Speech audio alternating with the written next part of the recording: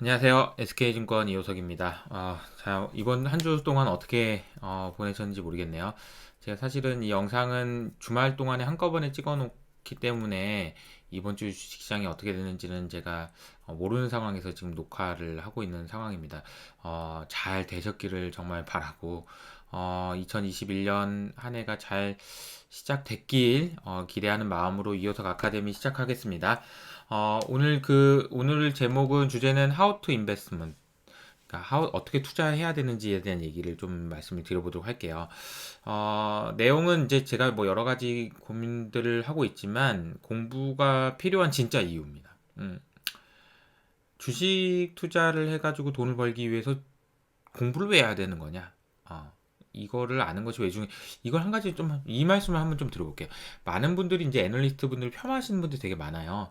저도 마찬가지고, 애널리스트라고 해서 뭐 사람이 아닙니까? 그건 아니잖아요. 미래를 알 수는 없어요. 어쩔 수 없습니다. 틀리기도 많이 틀릴 수밖에 없는 거고요.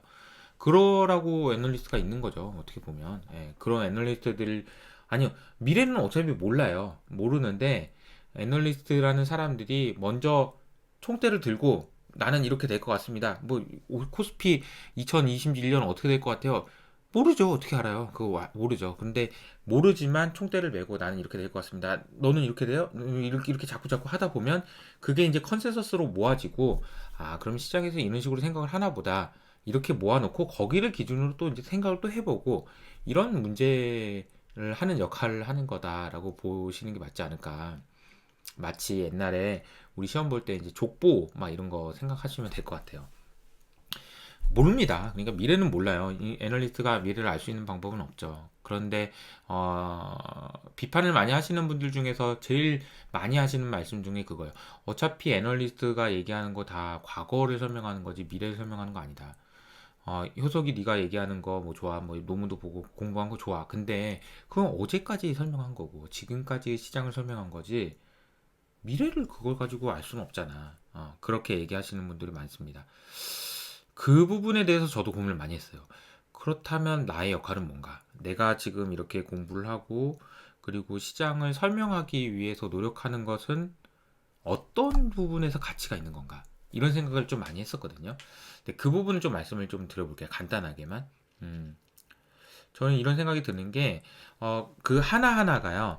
사실 이제 시장이 어떻게 되는지, 지금 현재 시장이 왜 이런 현상이 나타나는지에 대해서 이해를 하지 못하면 좋은 의사결정을 하기가 어렵다고 저는 생각을 합니다. 그냥, 아유, 뭐, 말도 안 되는 거지. 말도 안 돼. 이거 테슬라가 말이 되냐? 그 주가가 오르는 게 말이 되냐? 뭐, 이렇게 해석해버리고 그냥 넘어가 버리고, 그냥 계속 그 자기만의 그 세상에 빠져가지고, 세상을 변화를 이해하려는 고민이나 이런 거 없이, 이렇게 생각을 하게 되면 좋은 올바른 투자 의사결정 하기가 좀 어렵다. 물론 이걸로 한다고 해서 망한다거나 그런 건 아니지만 어쨌든 그런 생각이 들고요. 그래서 지금 현재 상황을 이해하는 것부터가 사실은 제일 중요한 게 아닌가 그런 생각이 듭니다. 음.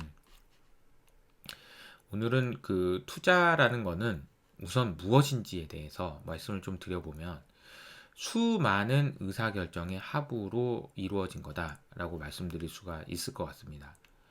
저는 이제 헤지펀드 얘기를 많이 해서 롱숏 얘기를 많이 했잖아요. 어떤 의사결정이든 롱숏이다. 여러분이 오늘 A 주식을 사고 B 주식을 팔았다면 A 주식을 롱을 한 거고 B 주식을 숏을 한 겁니다. 이렇게 말씀을 드렸고 그냥 A 주식을 팔고 현금을 확보했다면 A 주식을 숏을 한 거고 현금을 롱을 한 겁니다. 이렇게 말씀을 드렸습니다. 그쵸? 기억나시죠? 그래서 여러 가지 얘기들을 제가 했는데 결국은 지금 현재의 상황은 뭐냐? 과거부터 10년 전부터 투자해놨던 롱숏들이 모두 합쳐진 것이 현재의 상황이다라는 겁니다. 그렇다고 하면 지금 현재 여러분들의 투자의 포지션, 뭐 집이 있건 없건 아니면 대출이 얼마가 있건 주식이 얼마가 있건 이런 상황 전부 다 합쳤을 때 그 상황은 어떤 결과냐? 10년 전부터 했던 아니면 20년 전부터 했던 투자 의사결정들의 탑이 다 이루어져서 나온 것이 현재 상황입니다. 앞으로는요, 10년 후도 마찬가지입니다. 기존의 수많은 의사결정들의 합이다라는 겁니다. 그럼 이 수많은 의사결정들 중에서 하나라도 조금이라도 좋은 의사결정을 할 수 있는데 기여를 할 수 있다면 그것이 무엇일까 생각을 해보면 그건 공부밖에 없다는 겁니다. 공부를 하는 것이 의사결정을 하는 데 있어서 조금 단 1%라도 단 2%라도 좋은 의사결정을 할 수 있는 확률을 높여준다면 그거는 굉장히 가치 있는 그런 스터디, 공부다라고 생각할 수 있다는 거죠. 그게 굉장히 중요하다라는 거고요. 그러면 어떻게 하면은 공부를 한다라는 것이 그게 의미가 있는 거냐? 머신러닝이라는 얘기를 좀 잠깐 해볼게요. 머신러닝이라는 건 이런 겁니다. 컴퓨터한테 그 그림을 그려줘요. 1이라고 숫자를 써놔요. 그리고 1이라는 그림을 그려놓고 보여줍니다. 컴퓨터한테 물어보는 거죠. 야, 이거 1인 것 같아, 7인 것 같아, 한번 알아맞혀봐. 그랬더니 컴퓨터가 고민을 하다가 이거 7인 것 같아요? 7인 것 같아요? 그렇게 답을 줬다고 쳐봐요. 그러면 어떻게 하냐면 한 대 딱 때리는 거죠. 어이 바보야, 이거 7이냐? 이게 1이지? 그러면 이제 딱 때리고 다시 돌려. 다시 또 이제 1을 보여줘요. 그리고 나서 또 물어보는 거죠. 1이야, 7이야? 1인 것 같아. 그래, 좋아. 그럼 칭찬해주고. 이런 식으로 해서 계속해서 머신러닝이라는 거는 이게 딥러닝이라는 개념은 여기 있는 그림처럼 계속 수많은 레이어들을 통해서 히든 레이어, 인풋 레이어 뭐 여러 가지 있죠. 이게 이제 뉴럴 네트워크의 기본적인 골격입니다. 여기에 문제를 넣고 여기에 답을 알려준 다음에 계속 맞출 때까지 계속 돌아가는 겁니다. 계속 학습하는 겁니다. 학습. 계속해서 머신러닝이 학습을 하는 과정이다라고 보시면 될 거고, 학습을 많이 하면 할수록 좀 더 좋은 의사결정을 할 수 있는 그런 게 됩니다. 이제 머신러닝 중에서 이제 어려운 용어 중에 하나가 이제 오버피팅이라는 게 있는데요. 그거는 뭐냐면 너무 학습을 많이 해서 오히려 더 그러니까 예측률은 떨어지는 그런 상황이 되는데, 그것도 마찬가지인 것 같아요. 투자에서도 뭐 많이 한다고 해서 다 좋은 건 아니에요. 그래서 제가 그림을 만약에 그려드린다면 이런 그림인 것 같습니다. 그러니까 초반에는 여러분이 조금만 공부를 하셔도 여러분들이 좋은 의사결정을 할 수 있는 그런 가능성은 빠르게 올라갈 수 있습니다. 그런데 어느 정도 수준 이상 가면 공부를 아무리 많이 한다고 해서 그 좋은 의사결정을 할 수 있는 확률이 더 높아지기는 좀 어려워요. 그러니까 오버피팅의 문제이기도 하죠. 그래서 이제 그런 부분들을 생각을 하시더라도 지금 여러분이 여기 있든 언제든 있든지 간에 공부를 하는 것은 더 좋은 의사결정을 함으로써 조금이라도 1%라도 2%라도 좋은 의사결정을 할 수 있는 확률을 높여주기 위한 거다라고 이해하시면 될 것 같아요. 그래서 이제 머신 러닝 말고 퍼슨 러닝이라는 거는 이호석 아카데미랑 같이 한번 해보시면 어떻겠냐 이런 생각을 하고요. 여러분들도 마찬가지로 내가 이런 식으로 생각하는 게 맞구나, 이걸 알았더니 내가 이게 기반이 돼가지고 좀 더 좋은 선택을 할 수 있었구나, 이런 것들이 사실은 여러분들의 투자에 있어서 되게 도움이 많이 되는 게 아닐까 그런 생각을 해봤고요. 두 번째는 좀 더 좋은 위치에 가는 겁니다. 제가 이제 뭐 골프를 잘 치지 못하지만 골프로 비유를 해서 설명을 드리냐면, 뭐 티샷에서 첫 번째 샷을 딱 하고 나서 세컨 샷을 할 때 이런 자리에 놓고 이제 그 세컨 샷을 할 때랑, 박세리 선수인데요. 물론 이거 잘 쳐가지고 이제 우승을 하시긴 했지만 이런 데서 치는 거랑 뭐가 너무 다르잖아요. 그러니까 의사 결정이라는 거는 뭐냐면, 투자 의사 결정이라는 거는 내가 뭔가 사고 팔고 해서 나의 스테이트가 계속 바뀌잖아요. 바뀐 스테이트가 내가 다음 의사결정을 하기에 좋은 자리로 갖다 놓는 게 좋은 의사결정인 겁니다. 다른 게 아니에요. 내가 어떤 A라는 주식을 가지고 있는데요. 그 주식을 그냥 주가가 빠지는데 계속 아무 생각 없이 그냥 오를 거야 기도하면서 이렇게 들고 있다가 마지막에 가서 정말 어려운 상황에 가서 아, 이런 고민을 하지 마시고 조금씩이라도 조정을 하셔서 아니야, 내가 지금 힘들지만 틀릴 수 있지만 내가 내일 만약 혹시라도 더 빠지면 조금 내가 편안한 마음으로 의사결정을 하기 위해서는 어떻게 해야 되는지, 그런 고민을 하시면서 계산을 하시면서 운용을 하시는 게 맞다. 여러분이 투자를 하시는 게 맞다라는 겁니다. 물론 그렇다고 해서 뭐 주가가 빠지는데 뭐 다 파세요 막 이런 개념이라기보다는, 중요한 개념은 여러분이 내일 투자 의사결정을 할 때 좀 더 도움이 되는 의사결정을 오늘 하시는 게 중요하다. 그런 개념에서 생각을 하시면 도움이 되지 않을까 그런 생각을 좀 해봤고요. 어제 이제 말씀드렸던 거 다시 한 번만 복습하면서 여러분들에게 이제 좀 한 가지 더 말씀드리면서 마무리를 할 텐데요.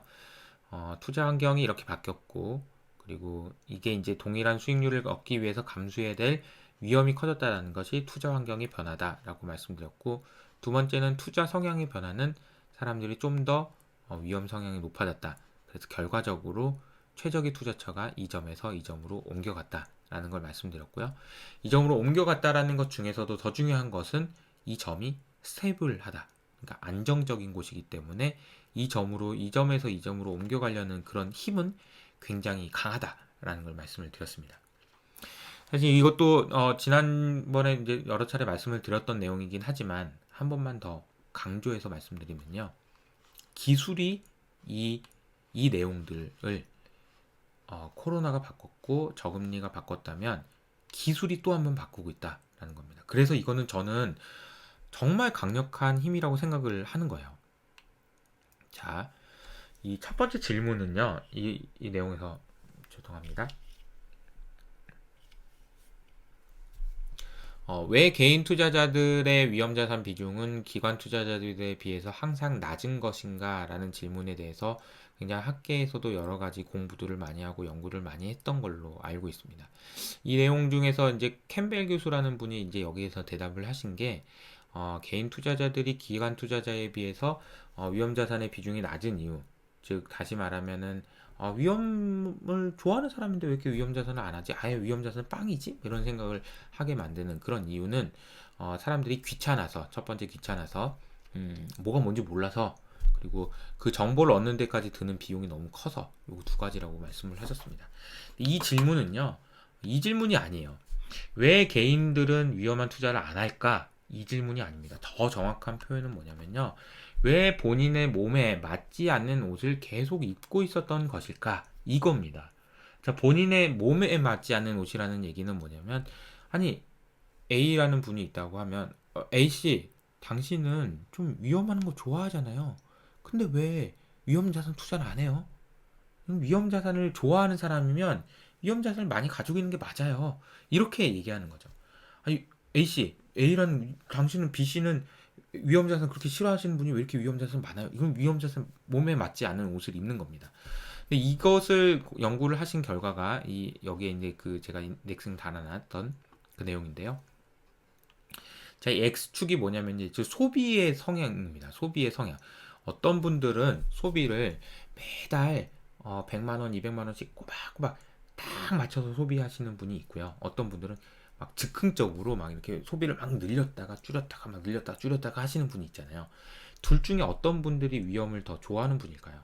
이거는 되게 연구가 되게 많이 돼 있는데 소비의 볼리틸리티, 소비의 변동성이 큰 사람일수록 위험을 좋아하는 사람이다. 이런 말씀을 이제 많이 합니다. 그래서 이 X축은 소비를 많이 하는 변동성이 큰 사람들이 X축이고요.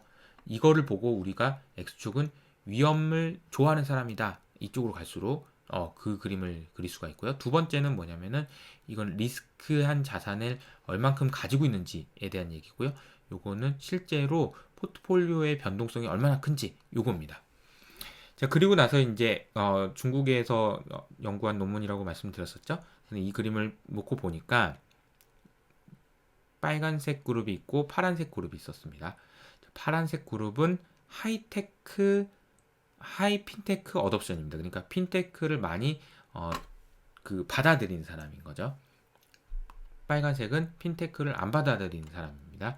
이 그림을 보시면 자, 이 그림으로 한번 볼까요? 이 그림으로. 그러면 위험을 좋아하는 사람일수록 위험 자산이 많고 위험 자산의 그러니까 자산의 변동성이 큰 사람들이 좀 더 자기 몸에 맞는 옷을 입었다라고 얘기할 수 있겠죠?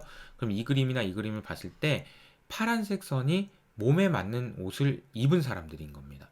몸에 맞는 옷을 입었다라는 얘기는 뭐냐면 위험을 좋아하는 사람이면 위험 자산을 그만큼 많이 가지고 있다라는 얘기가 되겠죠. 이해가 되시죠?